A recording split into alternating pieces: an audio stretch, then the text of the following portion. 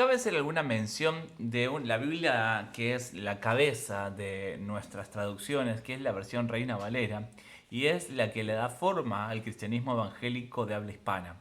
Esta versión fue hecha primero por Casiodoro de Reina luego revisada por Cipriano de Valera. Ambos eran contemporáneos y trabajaron juntos y se convirtieron juntos al cristianismo en España, en la España de la Inquisición, en la España de la persecución. Pero la Biblia Reina Valera fue traducida fuera de los límites de España como consecuencia de esta propia traducción. Primero, Casiodoro de Reina hace su versión, lo que se conoce como la versión del oso, la Biblia del oso, una versión que luego es revisada, es una versión que contiene incluso los libros deuterocanónicos que después Cipriano de Valera, cuando hace su revisión, los denomina apócrifos y los quita toda mención de ellos en la Biblia, en la versión Reina Valera, la versión Valera, y los saca, los menciona como apócrifos y los saca completamente. La versión esta incorpora esta idea de la palabra Jehová como una transliteración del tetragrama que compone las letras del nombre de Dios. Acuérdense que los judíos no pronunciaban el nombre de Dios, sino decían Adonai cada vez que aparecía el tetragrama de la Yod, Heb, Vav y Heb. Ellos decían Adonai, como decir Dios, y no mencionaban el nombre de Dios, pero cuando se tradujo al castellano, el Casiodoro de Reina y Cipriano de Valera, es decir, Cipriano de Valera en realidad, lo incluyó como Jehová, y desde allí cae en nosotros la noción de que es Jehová, el nombre de Dios, pese a que hoy en día se entiende que la mejor forma de mencionar el nombre de Jehová sería Yahvé, que es un poco más fiel a la forma hebrea en la cual está escrito. La versión Reina y Valera después sufrió sucesivas actualizaciones para ayornarla al idioma, y es una versión que si bien tiene problemas, y sobre todo esos problemas que le achacan a aquellos defensores del texto crítico y que le van a marcar su apego real y fuerte al texto mayoritario, al texto receptus, pero es una versión que es muy fiel a la traducción original en muchos sentidos. Porque hay tres formas de traducir un texto al castellano o a cualquier idioma. La primera traducción es una traducción literal, o algunos lo llaman de equivalencia formal, y eso significa tomar el texto y traducir palabra por palabra, sosteniendo o manteniendo la forma en el cual estaba escrito en el original, aun cuando en el idioma al cual uno está queriendo traducir genere algunos problemas de interpretación, o que genere algunas frases que no se dirían así en nuestro idioma, por ejemplo en el español.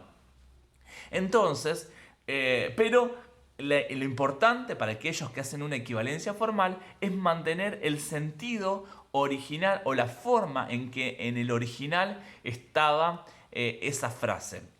A pesar, ya digo, que en el idioma al cual se quiere traducir genera alguna complicación.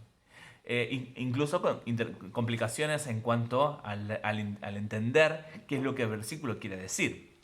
Después existen otras formas de traducir que tiene que ver con una traducción, algunos lo llaman textual, o alguna traducción de equivalencia dinámica, con lo cual uno trata de ser un poco más libre en cuanto a adaptar las palabras a utilizar para que el sentido sea lo más parecido al sentido original de acuerdo al criterio del traductor.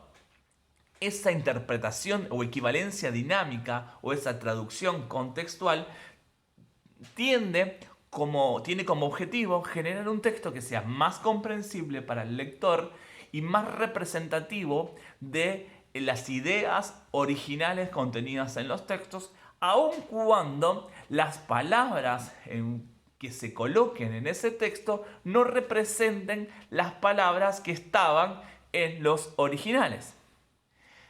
Ese es un segundo tipo de traducción.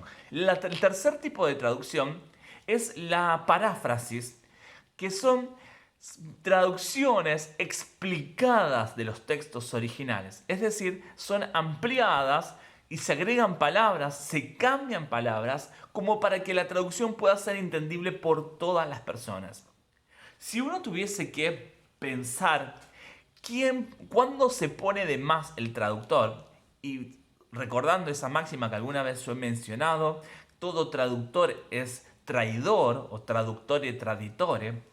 Todo traductor es traidor porque, claro, está agregando de sí al texto. Y ya dijimos que la inspiración se basaba en los originales. Pónganse que en la inspiración puede alcanzar a las palabras contenidas en el griego en tanto las tengamos. Pero cuando uno lo traduce, uno tiene que poner de sí. Todo traductor pone de sí, porque elige palabras cuyo ámbito de significado no son exactamente los mismos que en el original. Ahora, el traductor pone menos de sí en una traducción literal porque basta con elegir una palabra que tenga el mismo significado que la que estaba en el original o aproximadamente el mismo significado, y no más que eso es el trabajo de un traductor literal.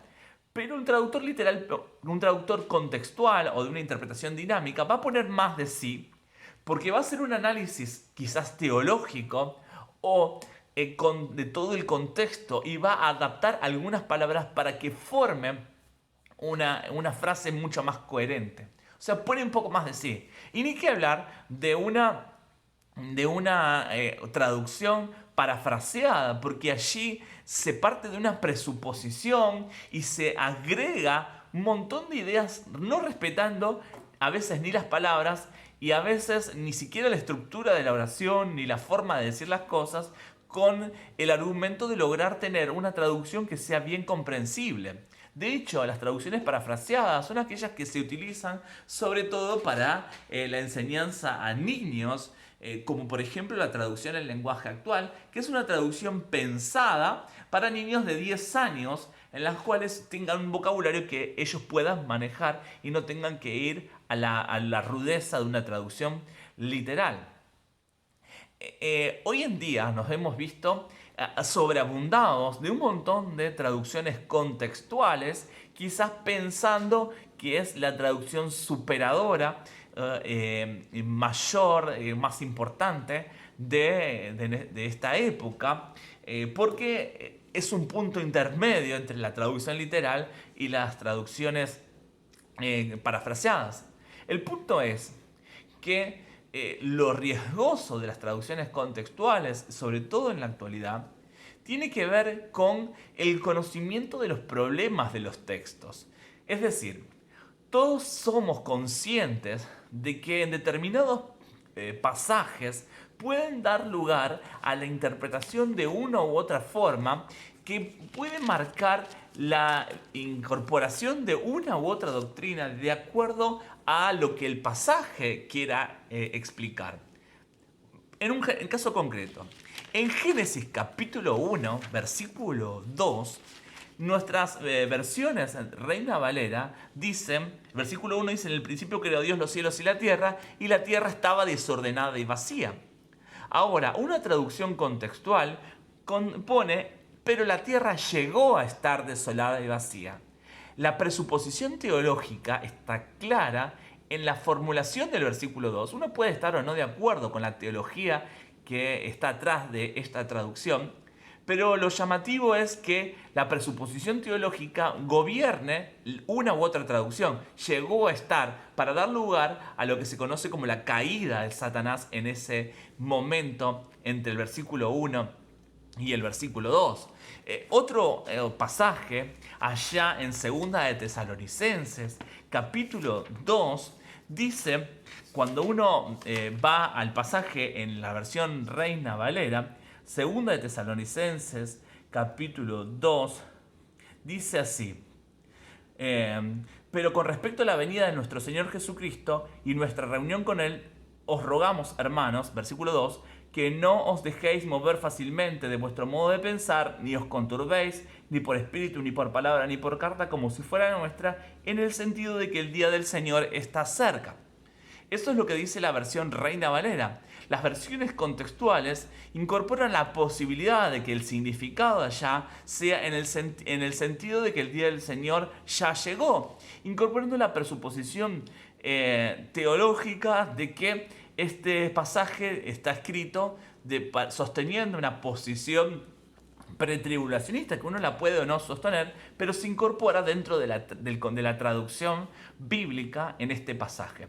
Este es el problema de las traducciones contextuales. Y quiero mostrar algunos ejemplos para ver las diferencias entre una y otra traducción. Si me acompañan, Mateo capítulo 1, versículo 1 y 2, nos va a mostrar cómo las diferentes traducciones marcan una diferencia con relación al texto. Fíjense, dice, libro de la genealogía de Jesucristo, hijo de David, hijo de Abraham. Así, Abraham engendró a Isaac, Isaac a Jacob y Jacob a Judá. Así lo traduce una versión que es literal, como la versión Reina Valera. Noten como la NBI, este pasaje dice tabla genealógica, haciendo una variación sobre lo que estaba en el original. Y después dice, Abraham fue el padre, versículo 2. No dice engendró, dice fue el padre, como si fuese lo mismo. Que de hecho, bueno, es lo mismo, pero no es exactamente la misma palabra que la que está en el original. Pero si nosotros avanzamos y vemos, por ejemplo, lo que dice en la versión de la nueva traducción viviente, vamos a encontrar con que las diferencias son todavía más abundantes. Dice, el siguiente es un registro de los antepasados de Jesús el Mesías, descendiente de David y de Abraham. Abraham fue el padre de Isaac, Isaac fue el padre. Fíjense cómo la traducción es bastante diferente en una de la otra, como que tiene muchos más agregados para explicar la situación. Ahora, estos no son un problema teológico en este caso, pero fíjense lo que dice Romanos capítulo 8, versículo 35 en la versión Nueva Traducción Viviente. Dice 8:35, ¿acaso hay algo que pueda separarnos del amor de Cristo? ¿Será que Él ya no nos ama si tenemos problemas o aflicciones? Si somos perseguidos o pasamos hambre o estamos en peligro o bajo amenaza de muerte. Fíjense cómo esto genera bastantes diferencias con lo que dice la versión Reina Valera, a la cual nosotros estamos acostumbrados, que dice: ¿quién nos separará del amor de Cristo? Tribulación, angustia, persecución, o hambre, desnudez, peligros, espada. Fíjense cómo es bastante diferente el sentido y se van cambiando las palabras. Y es muy interesante, por ejemplo, también en Proverbios 14, 24, 29, que los dejo para que los vean, y van a poder comparar las diferencias entre una, otra y otra traducción. Traducciones, ya dijimos, literales, como la Reina Valera, en la cual palabra por palabra son exactamente las mismas del original. Traducciones contextuales, que tienen estos problemas que analizamos hace un rato, o versiones parafraseadas, donde incluso se altera el orden de los versículos, a veces en honor de dar lugar a una interpretación que sea más entendible para el lector. Estas son en general las tres líneas de traducciones que responden a la pregunta de decir cuál es la versión que más me conviene leer. La respuesta no es sencilla. En realidad lo ideal sería poder leer las versiones en original, ya sea en griego o en hebreo. Pero después, toda traducción tiene su traición, para seguir con el argumento que veníamos diciendo hace un rato. Todas las traducciones tienen sus variaciones, pero las versiones literales, como la Reina Valera o como la Biblia de las Américas, también es literal, nos ayudan a nosotros a tener las palabras más parecidas a los originales. Versiones contextuales, como la versión NBI o la versión textual ya les agregan mucho más del traductor, pero a veces son más entendibles y a veces mejoran el contexto. Y las versiones parafraseadas son esas versiones que uno le recomienda a un niño, a una persona recién convertida, como para que entienda el pasaje y que pronto pueda desprenderse de ellas y poder acercarse más a una versión preferentemente literal o al menos contextual, para poder leer la Biblia sin ese agregado humano, porque en general uno lo que trata de buscar es buscar y leer las palabras de Dios y no las palabras que alguna u otra persona ha querido o ha entendido del texto de la Biblia y que se evidencian en estos tipos de traducción.